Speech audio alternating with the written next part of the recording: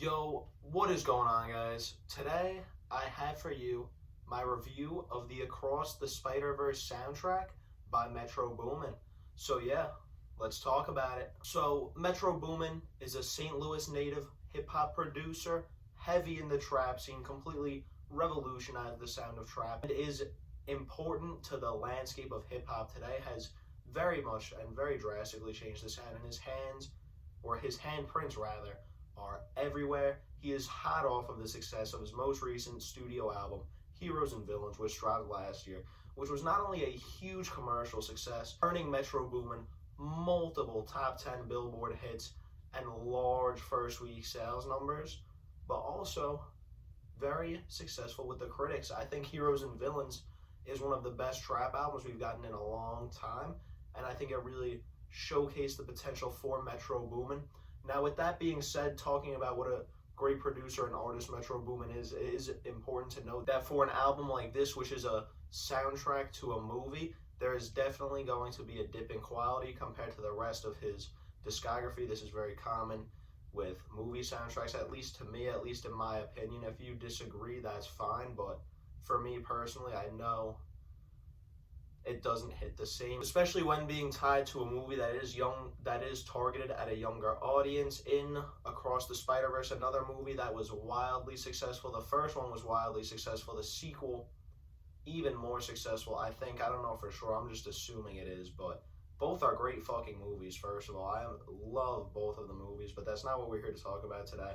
But yeah, we start off the album with the track Annihilate, which features Lil Wayne, Offset, and Sway Lee. Now, this is a great intro to the album because it immediately brings us into Miles' world. You could tell there in the instrumental that there is imminent danger. There is a threat being posed to Miles and all of New York, and you could feel that in the instrumental through the instruments that Metro Boomin incorporates, through the way the instrumental progresses and crescendos throughout, and through the fast tempo he puts not only into this beat, but several others on the record. Sway Lee delivers one of his best choruses ever, super infectious. His vocals are on point, and this very much reminds me of a Sunflower type moment where we do see Sway Lee shine through. His rap verse at the end of the track, it's whatever, it's short, but his chorus, the way he says annihilate, I mean, he really did his thing here. Offset as well.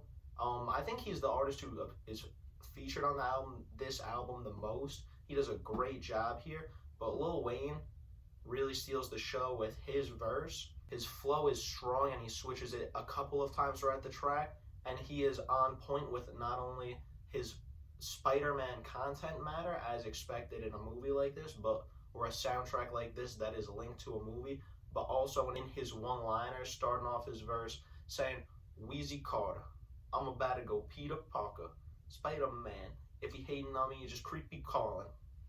I mean, that is a fire opening bar. That is what we come to Wheezy for. But moving on to Calling, we get another track that features Sway Lee as well as Nav and A Boogie with the Hoodie, which is an interesting pair-up.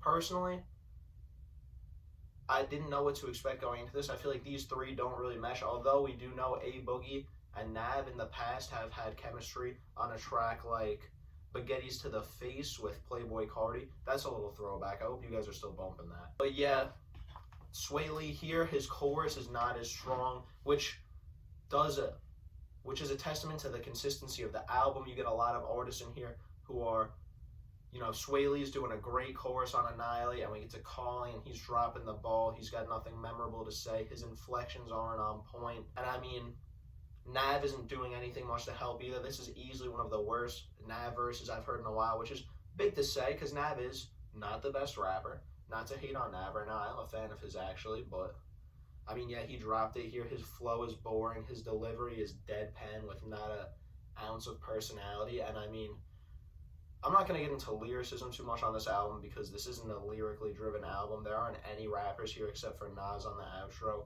really, or Rocky, who are giving like super good lyricism, like super clever, like super out there. But Nav's is elementary to a whole new degree. I mean, treat the world like my guitar, I'll pull some strings for you, which is just corny. And A Boogie, artist who I've never been super fond of until recently, this past month or so. I've been on a huge A Boogie kick, and re-listening to this song for the review, he really did his thing. Here he is in his bag with his, nice whispery, like almost, when A Boogie hits those like pillow talk type inflections where he's almost like whispering in your ear. He's hitting some of those nice as fuck. His range is great. He actually has some significant things to say about love and other themes that are tackled on this song. And I mean, he just sounds good. He actually sounds like he cares. It's something I can't say about Lil Uzi Vert and Future and their performances on All the Way Live, which is one of the most underwhelming tracks on the album. Unfortunate to see coming from Uzi and Future, but also they dropped a collab album together that was straight up trash. I mean, they do have their bangers together. All Bad comes to mind immediately, but they have far, far, far more misses together than hits, guys. And I mean, this is just, it's not a bad song, but it's fucking boring. It's bland. Future and Uzi both just phoning it in. The second half of Uzi's verse, they are just using these whiny, annoying vocal inflections, like some classic 2016 Uzi inflections, except like not good, a lot more sharper, a lot more ear piercing. And also Metro did not provide the type of production for Uzi to be doing this type of singing on the track. It's very much not a Uzi type beat per se. But on Danger, we do get a pretty legendary link up between two Atlanta rappers, Offset of Migos fame and JID of Dreamville fame. Two rappers from the same city who are on completely different sides of the hip-hop spectrum come together. We are getting this eerie, menacing instrumental from Metro. This is the one where you could tell there is a threat lurking. The sirens in the background and the synths, they really make this feel like this is a perfect high-speed chase song. Offset delivers, for my money, what might be the best verse on the entire album here. And we bridge into JID's, which, I mean, he just flows. Like, that man can flow relentlessly, effortlessly, and nonstop, and he does that all here. Several flow switches. It's just bars. It's just fun, and it does have me excited for the new Metro and JID album that is allegedly on the way. But I will say, the instrumental is good and it works for the movie soundtrack, but I hope when those two link up, they actually, like, branch out a little bit more. I'm really not sure. I'm definitely hoping JID opens up Metro's productions more so than just hearing JID on trap beats. I'm really hoping this could be the album that brings Metro into boom bap, like Hit Boy said on Slipping Into Darkness. I ain't ever seen Metro Boomin do boom bap.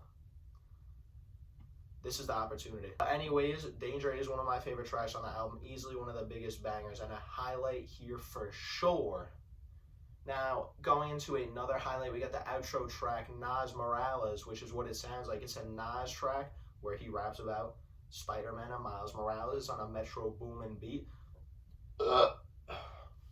Which, first of all, crazy to say that in 2023 we have a fire track by Nas, or by Metro, featuring Nas. And not only that, it's just Nas. It's not even like some phony DJ Khaled shit where it's like fucking, DJ Khaled would throw together like Nas, Lil Baby, and Megan Thee Stallion. He would call that a song. But Metro, he's got Nas locked in his zone. We're getting some fire beat switches on the song. We're getting some dulled down, some very digestible lyrical contact from Nas, talking about swinging through the cities of New York, talking about living in the moment. But it's simple and it gets the job done. He's flowing well and he's rapping with such grace, elegance, and wisdom. And then on the beat switch, he's switching it up a little more, getting a little bit more intense, a little bit more passionate with it, a little bit faster. But this is really just a solid Nas showing in 2023. I mean, he's been on a run, we all know it, and he's keeping it up. Now, earlier on in the album, we do have the track My Dreaming, which is another track where we do see Metro take on a far more different type of soundscape, craft something a little bit different, a little more boom bap-esque. I know I was saying when we're going to see Metro Boomin do boom bap, and I mean, I don't know if I necessarily, like, Nas Morales isn't a full-on, like, boom, like, it's definitely a fusion, and Am I Dreaming is also definitely a fusion. You get the boom bap type drums, but it's a very hazy instrumental, very cloudy, and it's perfect for A$AP Rocky because you know that's where he thrives. And he's just rapping. I mean, this song was cool. I enjoy the Rocky verse. I enjoy Rosie singing on the back end, but just a one verse, not too long of a song. Like, it just feels like an underdeveloped song, especially when we are getting great rhyme schemes from Rocky. Rocky always has great rhyme schemes, And I mean, I pulled this out for you guys. Waking up feeling like I'm the thankful one, counting up my ones, lacing up my favorite ones. One of a kind, one of one, the only one. Got one shot and one chance to be number one. I mean, that's just a great rhyme scheme. He is using the word, he's just really repeating the word one a lot, and it's like, all right, you know, one, one, one, whatever, but like that's an impressive rhyme scheme to use. It's very fun to listen to. It's just that, like, that's what Rocky does. That's his thing. He was always doing shit like that. You know what I'm talking about. The next track I wanted to talk about is Hummingbird, which is the magnum opus of this album. This is the most excellent song on this album. This is the MVP caliber song on the Across the Spider-Verse soundtrack. We get this very, I don't want to say standard, but it is a very standard trappy with a lot of like uplifting keys and synths in the background. It's a very like vibrant beat, very fun beat. I think it's one of the best produced beats on the album. And then we get a pretty much 5-minute trap song from none other than James Blake. And I mean, for those of you guys who know James Blake from songs like Stop Trying to Be God or whatever else, because James Blake is everywhere. He's a great, great, great singer. I cannot stress that enough. James Blake is a fucking great singer.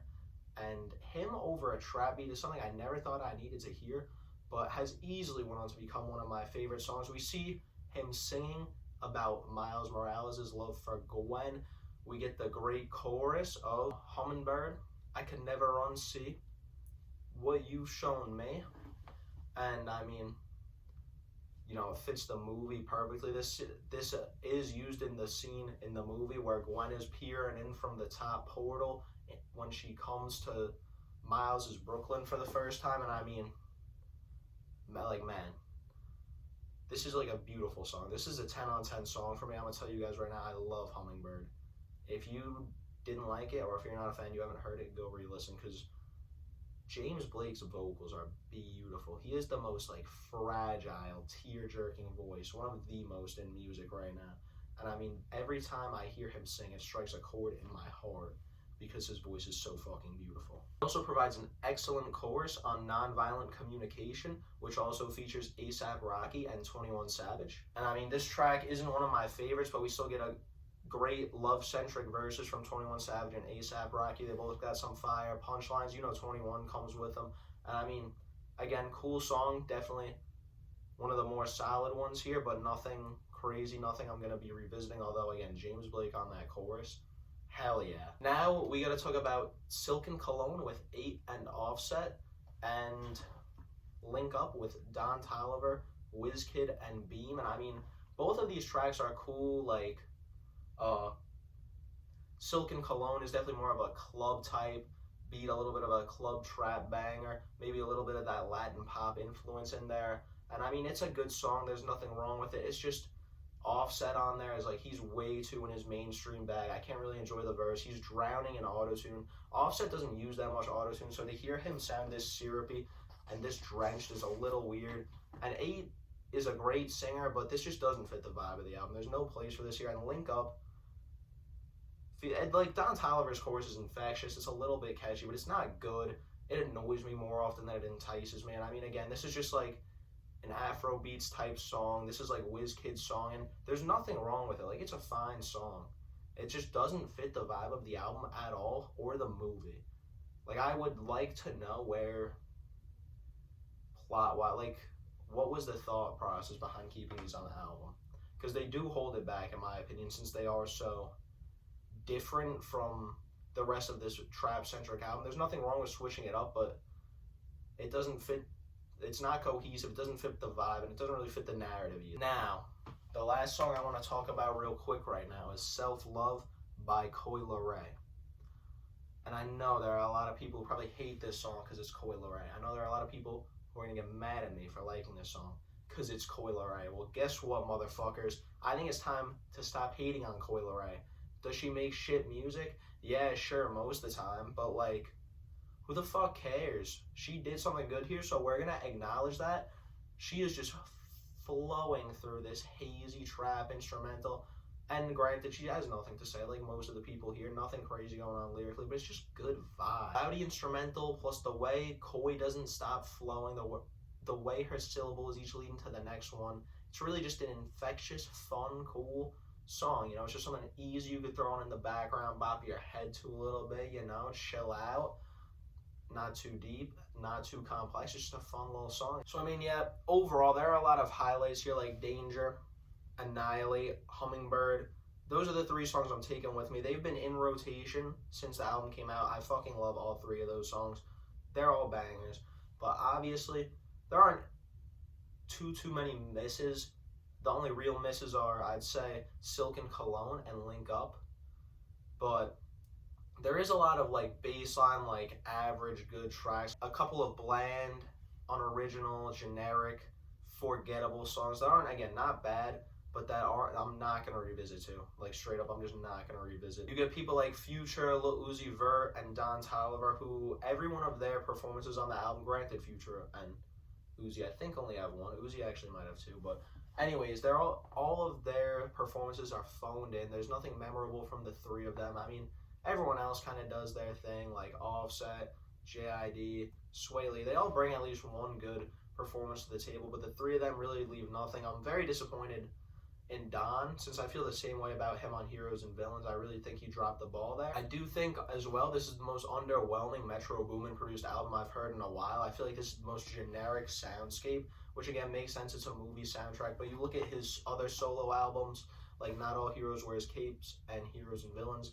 and the soundscapes for those albums are a lot more concise, a little bit more innovative, a little more conceptual with their space-relating themes, or in Heroes and Villains case, the menacing vibes that are brought through it. And again, you look at Savage Mode 2, another very villainous, evil soundscape. Metro is very good at curating his soundscapes, but here, the soundscape itself is cohesive, it's just not anything crazy, special, or new. Again, underwhelming to me. But even with that being said, this is a solid trap album. There is a handful of quality here, even in terms of like songs where Nas Morales and Nonviolent Communication, even though these songs aren't in my rotation right now, they are both objectively great songs. They are both songs that will be in my rotation when winter comes around, I think. Just because, me personally, in the summer, I really only bump trap music. Like, that's what I've been on like the last month. Just Future, Thug, Lil Uzi, Cordy, all the essentials, A Boogie and Kodak, Metro, Travis. So, great songs, just not, like, honestly, really great songs. Just not stuff I'm revisiting right now. But yeah, Metro did his thing. There is highlights here for sure. It's a concise album, only 13 tracks long. So even the weak tracks that there are, it's not too bad because there's not a lot of filler. There is weak songs, but it doesn't feel like bloat. It just feels like misses, which is whatever. But like, yeah, for all those reasons though, Across the Spider-Verse soundtrack by Metro Boomin, I'm going to be giving it a 6.8 out of 10. One of the better trap albums to come out this year. Very good, very solid, and very fun. Good accompaniment to an amazing, amazing, amazing movie. But yeah, guys, thank you for tuning in. This is the first like solo album review I've done. I have one more weekly report coming for you guys, and then this is going to be how I'm filing out album reviews, because there's a lot of shit that I don't want to listen to right now straight up that I'm not going to review. But don't worry, we got Pink Tape, Business is Business, and so many other good albums in the review pipeline right now. I appreciate you guys for tapping in, tuning in. Like, comment, subscribe, notifications, all that. Do it, don't. I don't care. But yeah, I appreciate you guys being patient, sticking around. Hope y'all are doing well. Peace.